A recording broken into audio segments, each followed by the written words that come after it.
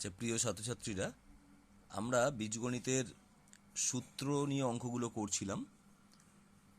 তোমাদের সঙ্গে একটু অসুবিধা হচ্ছে মাঝে মাঝে, সবসময় হয়তো আমি তোমাদের সঙ্গে কমিউনিকেট করতে পারছি না। তোমরা কিন্তু অঙ্কগুলো করো। আমি আজকে চেষ্টা করছি ওই সূত্র সংক্রান্ত কিছু শর্ট প্রশ্ন সেগুলোকে নিয়ে আলোচনা করার। আমি কতগুলো লিখে রেখেছি তোমাদের বই থেকেই, 12.1 কোর্সে দেখি, সেখান থেকে আমি করছি। আরও পরবর্তীকালে আমরা প্রশ্ন বিচিত্রা থেকে করব। হ্যাঁ, আচ্ছা দেখো, এখানে যেমন দেওয়া আছে এক্স প্লাস 7 হোল স্কোয়ার সমান x square plus 14x plus k. K বলে দেওয়া আছে। এবার কে এর মান কত, এটা আমাদের বার করতে হবে।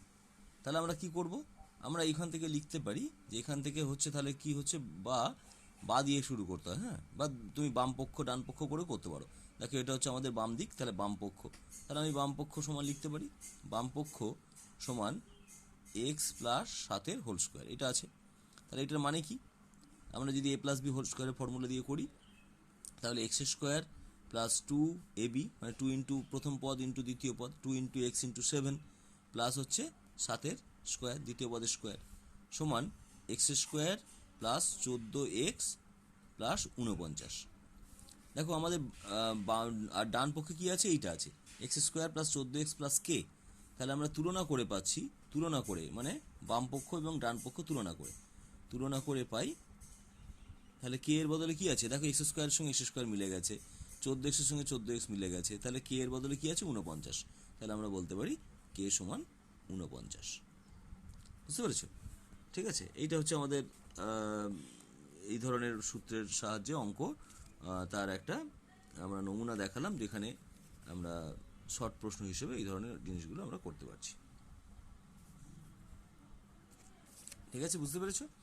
আচ্ছা, তারপর আরেকটা অঙ্ক দেখো, এ স্কোয়ার প্লাস বি স্কোয়ার। পরবর্তী অঙ্কতে এরকম আছে যে এ স্কোয়ার প্লাস বি স্কোয়ার এর সঙ্গে কত যোগ করলে সেটা পূর্ণবর্গ হবে। ছবিটা কি একটু অস্পষ্ট হচ্ছে? একটু কষ্ট করে দেখে নিও। এ স্কোয়ার প্লাস বি স্কোয়ারের সঙ্গে কত যোগ করলে এটা পূর্ণবর্গ হবে। দেখো, এ স্কোয়ার প্লাস বি স্কোয়ারের আমরা দুটো ফর্মুলা জানি। একটা হচ্ছে এ প্লাস বি তার হোল স্কোয়ার মাইনাস 2ab, আর একটা হচ্ছে a minus b whole square plus 2ab, তাই না? এই দুটো জানি। এই অংশটা হচ্ছে পূর্ণবর্গ, এই দুটো অংশ হচ্ছে আমাদের পূর্ণবর্গ। একটা a plus b whole square হতে পারে, একটা এ মাইনাস বি হোল স্কোয়ার হতে পারে। তাহলে একবার আমাদেরকে কি যোগ করতে হচ্ছে, মাইনাস 2ab যোগ করতে হচ্ছে, একবার করতে হচ্ছে প্লাস 2ab। তাহলে আমাদের উত্তরটা হবে, আমরা ইচ্ছা করলে লিখতে পারি এইভাবে, প্লাস মাইনাস 2ab। এটা হচ্ছে আমাদের উত্তর। প্লাস মাইনাস 2ab মানে প্লাসও হতে পারে মাইনাসও হতে পারে, দুটো করলেই আমাদের পূর্ণবর্গ অংশ হতে পারে। ঠিক আছে, তাহলে এইখানে দেখো a plus b whole square minus 2ab, তাহলে আমাদের একবার এই মাইনাস 2abটাকে যদি বাদ দিয়ে দিই, তাহলে এ প্লাস বি হোল স্কোয়ার থাকছে, তাহলে আমাদের প্লাস 2ab যোগ করলে মাইনাস 2ab আর প্লাস 2ab কেটে যাচ্ছে। আবার a minus b whole square plus 2ab আছে, তাহলে এই অংশটা বাদ দিতে হবে, তার মানে মাইনাস 2ab করলে মাইনাস আর প্লাস কেটে যাবে, গিয়ে আমাদের এই পূর্ণবর্গ অংশটা পড়ে থাকবে। তারপরে আমরা বলতে পারি যে এ প্লাস বি হোল স্কোয়ারের সঙ্গে প্লাস মাইনাস 2ab এটা যদি যোগ করি, তাহলে আমাদের দু ক্ষেত্রেই পূর্ণবর্গ অংশটা আমাদের পড়ে থাকবে। ঠিক আছে, পূর্ণবর্গ অংশ মানে হচ্ছে কিন্তু এইটুকুটা। তাহলে এটাকে বাদ দিতে হবে, এটাকে বাদ দেওয়া মানে প্লাস 2ab যোগ করা, প্লাস 2ab আর মাইনাস 2ab কেটে গিয়ে এটা বাদ চলে যাবে, তাই না?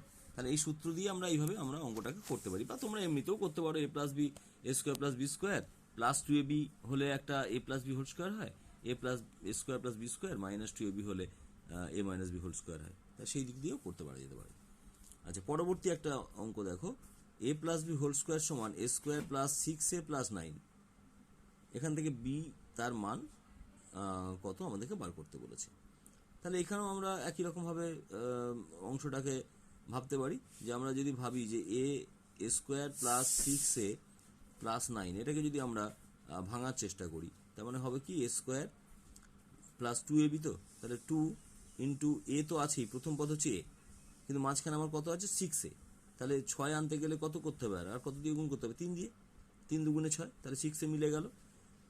প্লাস তার মানে দ্বিতীয় পদ কি হলো, 2 ইন্টু এ ইন্টু বি, মানে 2 গুণিতক প্রথম পদ গুণিতক দ্বিতীয় পদ, তাহলে দ্বিতীয় পদকে 3। তাহলে এরপরে আমার কি হওয়া উচিত ছিল, দ্বিতীয় পদের স্কোয়ার মানে 3 স্কোয়ার, এই 9 মানে 3 স্কোয়ার, দেখো মিলে গেল আমার। হ্যাঁ, ঠিক আছে। আচ্ছা, তাহলে এখানে আমরা বুঝতে পারছি যে বি মানে কি দাঁড়াচ্ছে, এইটা।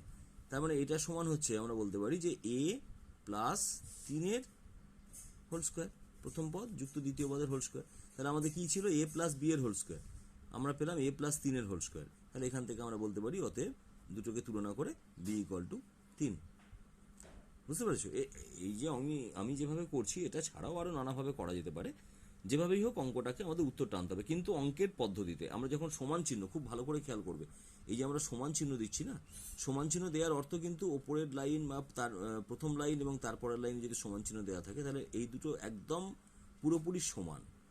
সেখানে এমন কিছু আমরা অংশ যোগ বা বিয়োগ করে রাখবো না যেটা আগের লাইনের সঙ্গে সমান হয় না। এগুলো আমি কেন বলছি সেটা তোমরা কিছুদিন পরে আরও যখন অঙ্ক করবো তখন তোমরা বুঝতে পারবে। আচ্ছা, আর একটা অংশ দেখো, এক্স স্কোয়ার প্লাস 1/4x এর সঙ্গে কত যোগ করলে এটা পূর্ণবর্গ হবে। সেই একই রকম অঙ্ক আগেরটার মতো, এইটার মতো। তাহলে এটা হচ্ছে, আমরা দেখো এটা সমান লিখছি আমরা এক্স স্কোয়ার প্লাস 2ab, তাহলে 2 ইন্টু এক্স, প্রথম পদ এক্স, তাহলে আমার কিন্তু আছে 1/4, আমার কত এসছে 2। তাহলে 2 যদি এসে থাকে তাহলে এরপরে কত গুণ করলে এটা 1/4 আসবে বলো তো? এটাকে 1/4ই রাখতে হবে, অথচ আমার এখানে 2 এসে গেছে। তাহলে 2টাকে তো বাদ দিতে হবে, তাহলে 2টা বাদ দিতে হবে, নিচে 4 আনতে হবে। তাহলে 2 বাদ যাবে, নিচে 4 আসবে, তার মানে নিশ্চয়ই এখানে আমাকে 1/8 দিয়ে গুণ করতে হবে। তাহলে দেখো 2 আর 8 কাটাকাটি করে 4 থেকে যাবে, তাহলে 1/4 থেকে যাবে। তার মানে 2 ইন্টু a ইন্টু বি, এ দেখো আমি বি পোর্শনটা পেয়ে গেলাম, বি মানে হচ্ছে আমার 1/8। তাহলে এরপরে কি হওয়া উচিত ছিল? প্লাস 1/8 হোল স্কোয়ার, তাই না? তবে তো আমার পূর্ণবর্গ হবে। এ স্কোয়ার মানে প্রথম পদের স্কোয়ার প্লাস 2 গুণিতক প্রথম পদ গুণিতক দ্বিতীয় পদ প্লাস দ্বিতীয় পদের স্কোয়ার হলো। কিন্তু এই দ্বিতীয় পদের স্কোয়ারের অংশটা কি এখানে আছে? নেই তো। তাহলে আমাকে এই যে 1/8 স্কোয়ার মানে 1/64 বা মাইনাস 1/8 স্কোয়ার, এটা আমাকে বাদ দিতে হবে, তাই না? এটা বাদ না দিলে কিন্তু আমার অঙ্কটা, এই যে বলছিলাম না, আগের লাইনের সঙ্গে পরের লাইনের সমান চিহ্ন একদম মিলতে হবে। তাহলে অঙ্কের নিয়ম অনুযায়ী তুমি আগেরটা এবং পরেরটা যখন তুমি সমান করছো তখন এইটুকুটা অংশ আমার অঙ্কের মধ্যে আছে, এই অংশটা আমাকে যোগ করতে হচ্ছে পূর্ণবর্গ আনার জন্য। তাহলে এইটা যে আমি এনে ফেলেছি এইটুকুটা আমার পূর্ণবর্গ করার জন্য, তাহলে আমাকে তো এই অংশটা বাদ দিতে হবে, নইলে আগের সঙ্গে এটা সমান হবে কি করে? এটা প্লাস এনেছি, এটা একটা মাইনাস করে বাদ দিয়ে দিলাম। তার মানে এইটুকুটা হচ্ছে, দেখো এ প্লাস বি হোল স্কোয়ারের ফর্মুলা। তাহলে এ হচ্ছে প্রথম পদ মানে এক্স, দ্বিতীয় পদ মানে হচ্ছে 1/8, তাহলে এ প্লাস 1/8 হোল স্কোয়ার হলো, আর মাইনাস 1/8 হোল স্কোয়ার মানে হচ্ছে 1/64। তাহলে এই যে 1/64, এটা আমাদের মাইনাস 1/64 এসেছে, এটাকে যদি আমরা বাদ দিতে পারি, মানে প্লাস 1/64 যদি আমরা করতে পারি, তাহলে তো এটা পূর্ণবর্গ থেকে যাচ্ছে। তাহলে আমাদের উত্তর হবে অতএব 1/64 যোগ করতে হবে। বুঝতে পারলে না? পারলে না, তাই না? 1/64 যোগ করতে হবে। কেন 1/64 যোগ করলে কি হবে? প্লাস 1/64 তুমি মনে মনে ভাবো যে 1/64 আমি যেন যোগ করে দিয়েছি, তাহলে এটা কেটে গেল, কেটে গিয়ে এইটুকুটা পড়ে রইলো, তাহলে পূর্ণবর্গ অংশটা পড়ে রইল। তাহলে অঙ্কটা যখন আমরা করব তখন খেয়াল করবে যে সমান চিহ্নের এইটা যেন মানে পরের লাইনটা যেন সমান থাকে। আচ্ছা, এবার ধরো এটা মাত্র 1 নম্বরের অঙ্ক, তাহলে সেই 1 নম্বরের অঙ্কের জন্য কি আমরা এতটা খাটবো, এতটা অঙ্কটা করব না?